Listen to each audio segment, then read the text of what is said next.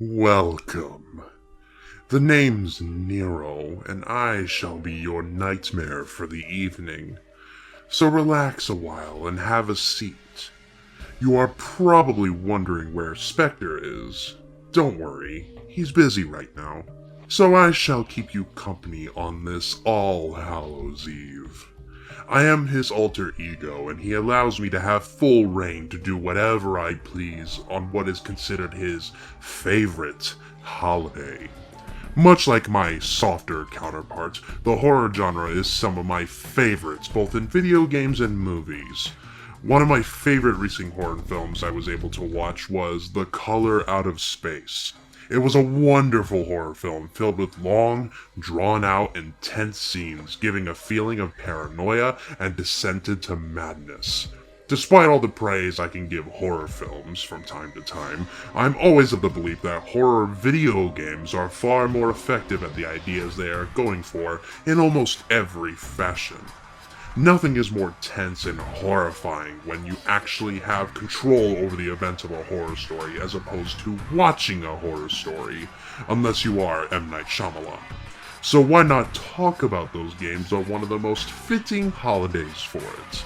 This time, allow me to take you all back to the year of 2005, with the release of the Xbox 360 and with one of the best and most overlooked horror launch titles for the console, Condemned Criminal Origins. My other counterpart decided to do a poll for which game exactly to cover, with some pretty good options here and there, to which Condemn ended up winning, so we decided to give this game a go. And boy, to my delight when I tell you that this game was so eerily delightful. Condemned Criminal Origins is now one of my favorite horror games I've played, and sits up there with some of the best. It's no Darkwood, but we've already gushed enough about that game on this channel, as it is only fair to give Condemned the love and respect it deserves, as that's what others have been doing recently. Well, that's because this game is shockingly overlooked, and it's finally time this game got more love for what it was able to accomplish back in the day. With pretty outdated for today's standards but good-looking graphics for the time, a fun little cat and mouse style detective horror story along the likes of Silence of the Lambs and Seven, plenty of good scares to go around, along with some of the best first-person combats I've ever had the pleasure of playing. All of this, and this game came out in 2005. But enough of the delays. Spectre already does that enough as is with his videos. Without further ado, turn the lights off, the volume up, and lock your doors, as this is my love letter to Condemned Criminal Origins. The game opens with an eerie intro with freaky imagery and cuts into a car coming down an alley in the fictional city of Metro, and we are introduced to our player character. This is Ethan Thomas, an FBI agent in the serial crime unit who is arriving at the scene of a murder. They enter into a building that is home to a huge, dangerous number of serial killers and criminals around. The crime scene is with a young woman looking as if she was strangled to death, sitting across a male mannequin. You'll get acquainted with these fellas very soon, don't worry. You are given a tutorial of the investigation aspect of the gameplay and are introduced to our colleagues that helps with our investigations, one of them named Rosa. Strangled by hand. Very forceful. Finger marks clear, except bruise intensity indicates the killer's right-handed, and missing the index finger on that hand. There must be something more. Something we're not seeing. Once you finish collecting all the evidence that you need, you and your colleagues conclude that this was another victim of a serial killer that Ethan was already investigating called the Matchmaker. All while one of your colleagues notices a smell of someone smoking coming from another part of the building. Thinking that it's the suspect you're looking for, you all choose to split up and go find your killer. As you are finding the suspect, you turn the power back on for the building, which starts an electrical surge, causing you to drop your gun in shock, and the killer takes it and disappears. After you chase him down further around the building, he ambushes you into a small, empty room and pins you against the wall during the struggle, and we get this little scene. Don't mess this up for us. We are both on the same path of righteousness. Thomas! And the path takes strange turns. Please, drop the weapon now! Be ready for death, Agent Thomas. It shall come. Visit him again.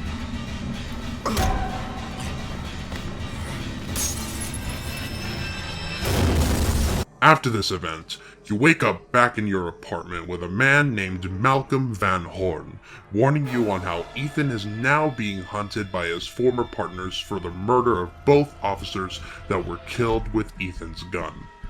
You escape your apartment and are now stuck out in the criminally infested streets of Metro.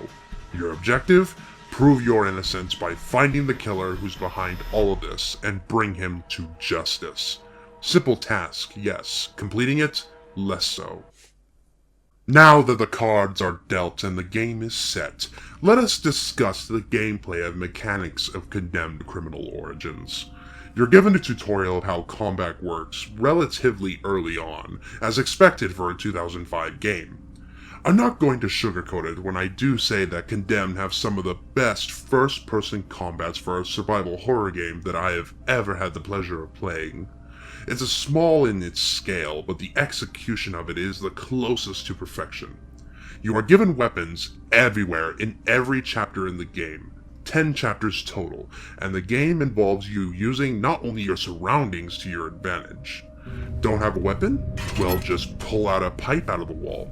Broke your last weapon? Well, pick up one of the 2x4 planks strung about. Or pull out a piece of rebar from broken concrete, or take a mannequin's arm off and beat people to death with it, satisfyingly so. Anything can be used as a weapon in Condemned, and each of them have their own unique stats and weight. Some of them have quicker strikes and faster block timings, while others are heavier and have more weight and power to them. Weight you will most certainly feel when you are going around hitting enemies in the face. You can also parry them for a quick counterattack should you time it correctly. Guns are also available in this game, but I warn you, do not rely on these guns to save you.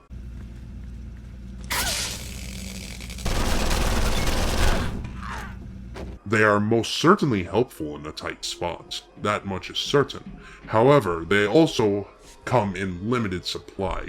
Once you run out of ammo, the gun becomes almost useless. But don't worry, you can just hit people with it. You are also given a taser that allows you to stun them for quick crowd control should encounters go awry.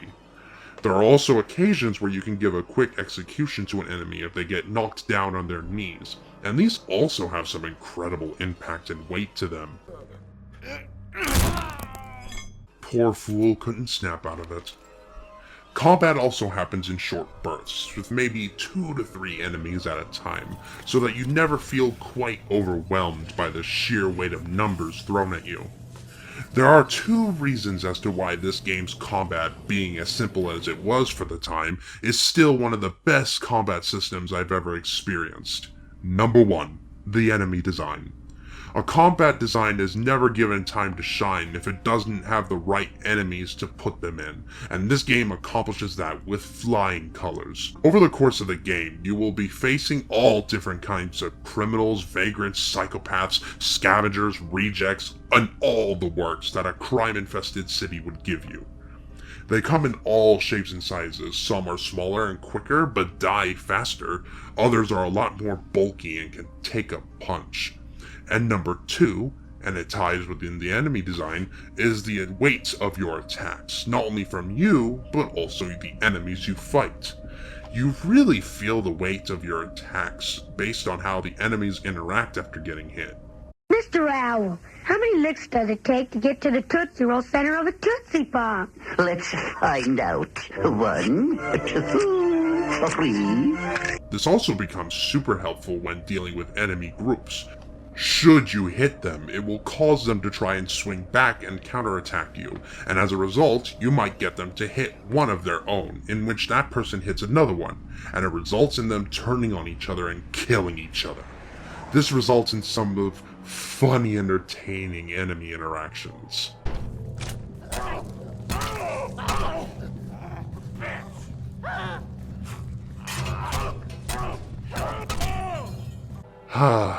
Like a true 40k orc player.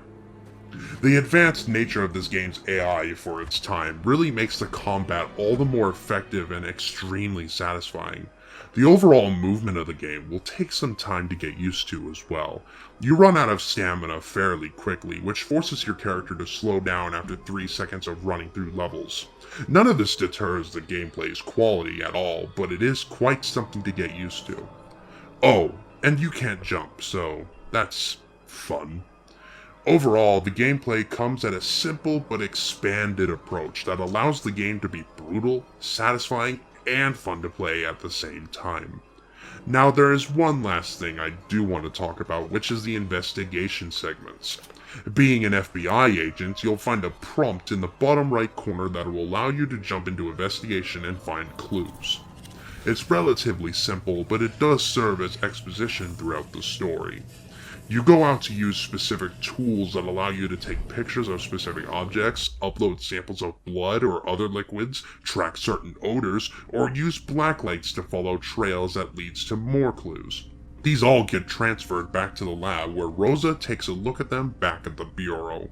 These particular sections serve as momentary breathers from the rest of the game, and are actually quite enjoyable. Though the use of more of these scenarios would have been really interesting to see.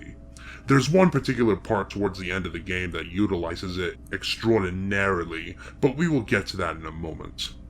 Now that we have covered the stellar combat, enemies, and investigation aspects, it's time to talk about my favorite parts of any horror game: atmosphere. I want to take this time now to discuss the horror elements of Condemned, as it is easily the most vital parts of any horror game.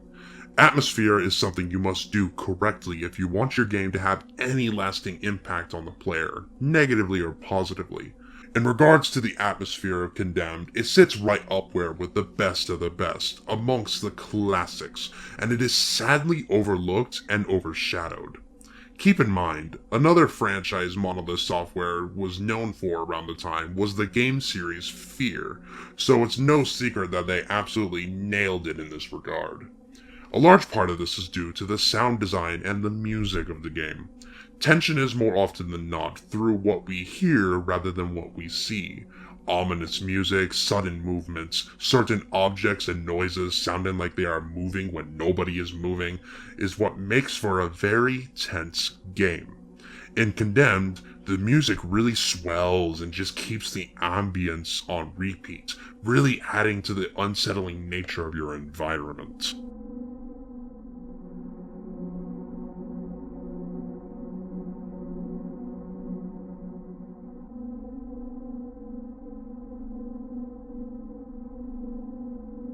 When it comes to a horror game, a good one mind you, it's all about building up that dread and that sense of the thought that maybe you shouldn't be here, rather than the scary jump scare haunted house aspect that the horror genre is unfortunately known for in recent years, despite some different exceptions.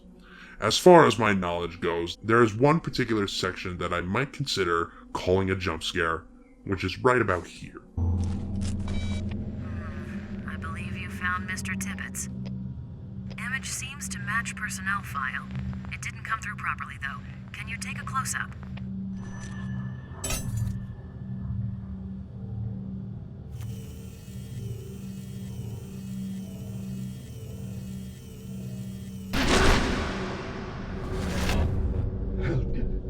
Help me.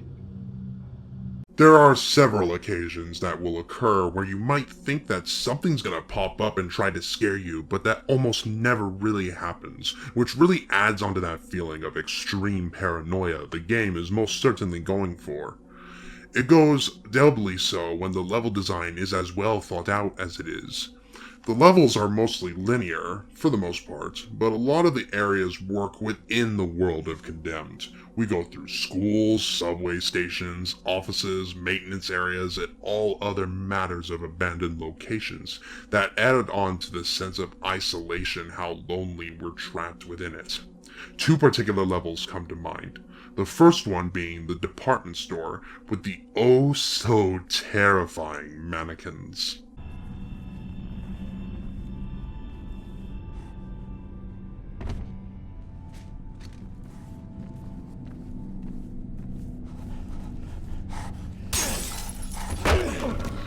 If you didn't hate the mannequins before, these haunting souls will surely make you feel that once you walk inside. You know, Markiplier might have been right about mannequins all along. Despite all my praise I can give this level, as it's genuinely one of the highlights of this game, that's not even the best level in my opinion. The best level in the game for me is the farmhouse in Chapter 9. This dark, creepy room that forces you to switch between your investigation gear and your weapons in the heat of the moment allows for the game to really sink its teeth into your psyche as you struggle to progress and enemies spook and ambush you. There are also particular parts where you'll need to find specific weapons in order to access the level further, such as axes, sledgehammers, shovels, and crowbars that open up the level for you. Think of it as like your standard keys in other horror games. Overall, Condemned's atmosphere is second to none in the horror genre, and as a masterclass in tension, is surprisingly well paced, and allows for plenty of room to breathe in between before you plunge right back into the darkness below. The last thing to truly discuss is Condemned's story, and this is a story that I will spoil, so hit this timestamp for the rest of this video, and this will be your only warning. Now then, let's move on. The story is mostly a goose chase going after a serial killer in hopes of clearing your name whilst the Bureau goes after you. Thankfully, we have our dear friend Rosa by our side, a forensic investigator that believes that we are innocent. In one of the levels, we meet up with her where she gives us more information on not just the killer, but on Ethan Thomas as well. In many instances throughout the story, Ethan seems as if he's losing it, as there will be flashbacks or visions of what is to come, or stuff that could potentially happen, but hasn't yet. Some of them can be a bit confusing, and it leads to us being more concerned for Ethan's sanity. There are also occasions in which it feels as though something is following Ethan as well. On one particular level, Rosa, being the pro that she is, finds more info on Ethan that the Bureau has on him, which makes us more curious. For starters, your bone and muscle densities are off the chart. You have a reputation for being tough, but who knew? You also have a hyperactive serotonergic system in the brain. What that means, I have no idea. And lastly, there's a chest x-ray that's been redacted. Redacted? Yeah, right where your esophagus and larynx are. Someone's blacked out the x-ray and added the notation, see subjects PR56. Something is clearly wrong here, and it kind of helps us understand Ethan's sporadic behavior throughout the game. One example of this is in the department store, where all the mannequins start to follow you. Malcolm Van Horn is also kind of an enigma throughout the story. He always goes into these strange tirades about how Ethan has a special gift and a higher role to play in all of this, but it's never quite said exactly what his role is in all of this madness. But now, we're getting to the final stretch of the game. Throughout the game, you realize the serial killer that you're after, named Serial Killer X, is killing other serial killers in the area, the most known being the matchmaker and the torturer. Once you get into the farmhouse, the torturer is already dead, and the Bureau is finally aware of you and Rosa's involvement in assisting you. In order to ambush Serial Killer X, you play dress up as the torturer in order to try and ambush him, to which it works, and you're treated to a kinda lame boss fight. It's not great, to which we are knocked out. The final level is where we wake up to see that Ethan is tied up and the serial killer has us in their clutches. And however, it is also where the quality of the game sort of takes a bit of a dip. Yeah, those creatures that you see throughout the game are the source of everything that's going on here. Now, this is where I start to believe the story kinda jumps the shark a little bit. The final level is nowhere near a bad experience, don't get me wrong. It's just not as good as the rest of the game. The revelation that there's these supernatural forces at play here kinda takes away from our main villain with Serial Killer X. Now I know that it was set up before on numerous occasions, blah blah blah. I just wish there was more alluring us to the possibility of other supernatural forces at play, as there really isn't too much of it to go by. That being said, the final level is still pretty solid.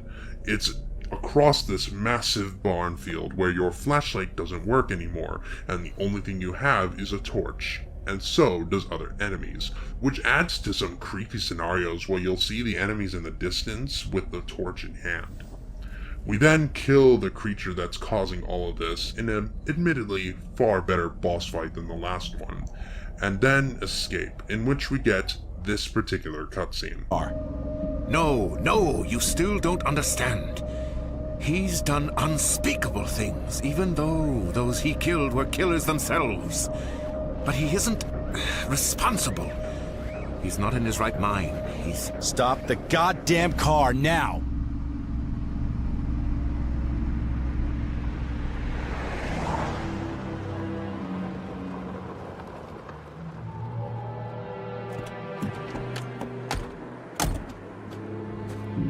Open the trunk. Thomas, don't! He was a good boy. We were all good people. We were able to fight it back, most of us. My nephew was not as strong. He fell victim and destroyed so many things. We fought to save him. I must continue to do so. I don't care whether the sick fuck is in his right mind or not. Think of what you are doing. Both of you have a chance for redemption. Redemption? Listen, old man, you used me just like he did. You used me to save your precious nephew, a serial killer. You're no better than he is.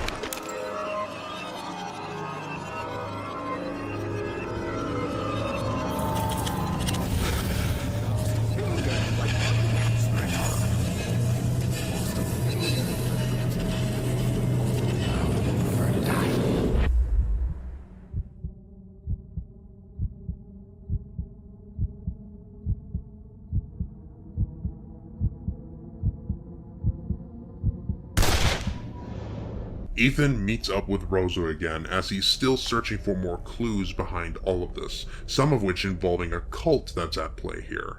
Being loyal to the end, of course, Rosa lets us know that she is wired. And towards the end, we get this particular scene.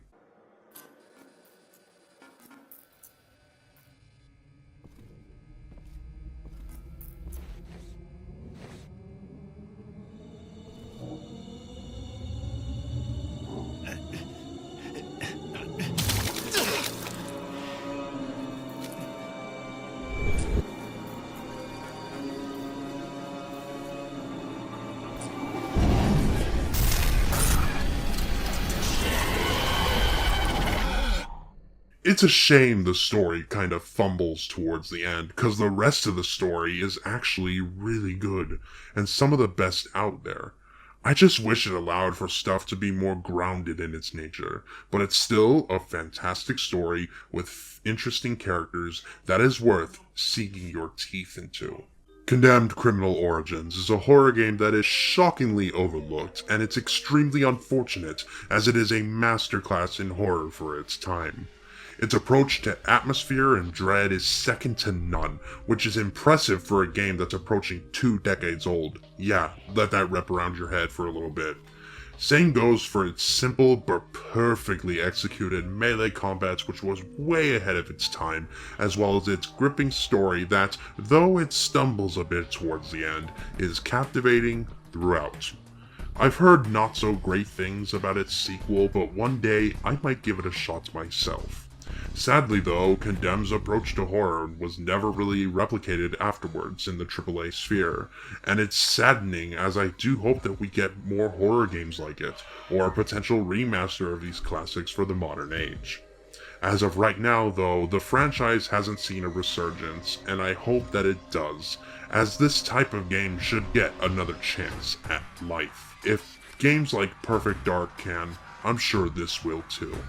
Until then, much like in the actual game, we are mostly kept in the dark. And that is my love letter to Condemned Criminal Origins. And now I must depart, so farewell. Oh, and if you're watching this at night, sweet dreams. Make sure I'm not there to see it.